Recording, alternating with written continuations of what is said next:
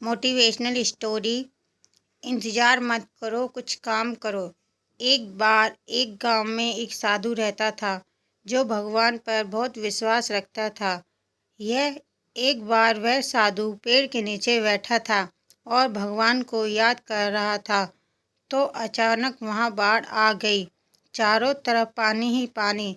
सब लोग अपने आप को बचाने के लिए ऊपर पहाड़ की तरफ भागने लगे। उनमें से एक आदमी ने देखा कि इस हालत में भी साधु जी भगवान की तपस्या कर रहे हैं।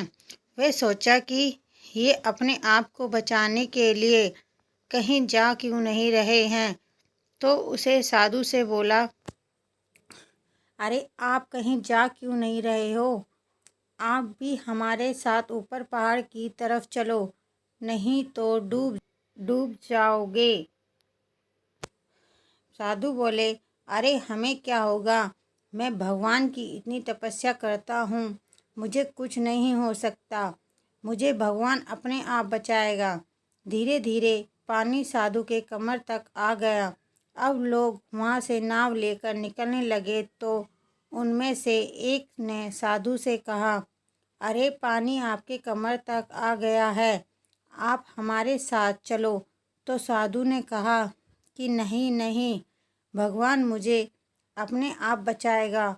और वह नाव वाला भी वहाँ से निकल गया। कुछ देर बाद पानी इतना बढ़ गया कि साधु के सर तक पहुँच गया और अब लोगों को बचने के लिए हेलीकॉप्टर निकलने लगे।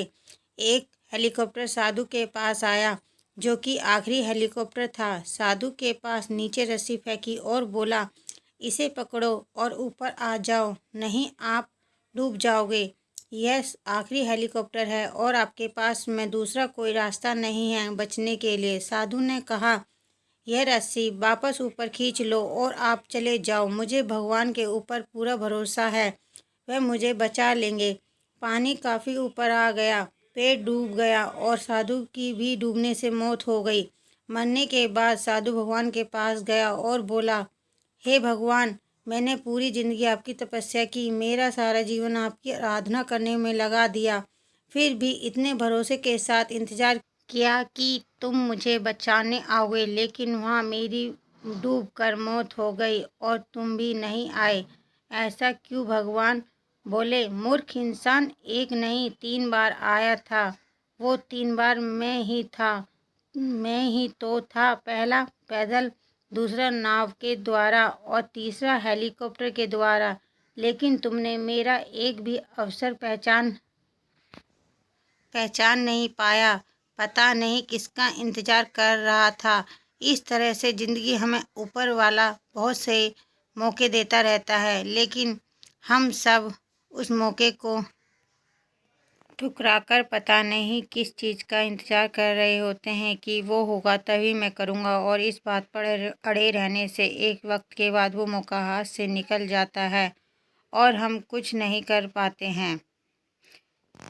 सीख तो किसी भी अच्छे समय का इंतज़ार मत करो, जो भी करना है आज और अभी से शुरू कर दो। अगर मेरी कहानी अच्छी लगी हो तो प्लीज़ मेरे चैनल को सब्सक्राइब एंड लाइक ज़रूर कर दें। प्लीज़ फ्रेंड्स, मुझे आप लोगों के सपोर्ट्स की बहुत ज़रूरत है। प्लीज़ याद से मेरे चैनल को सब्सक्राइब और लाइक ज़रूर कर दें। Thank you.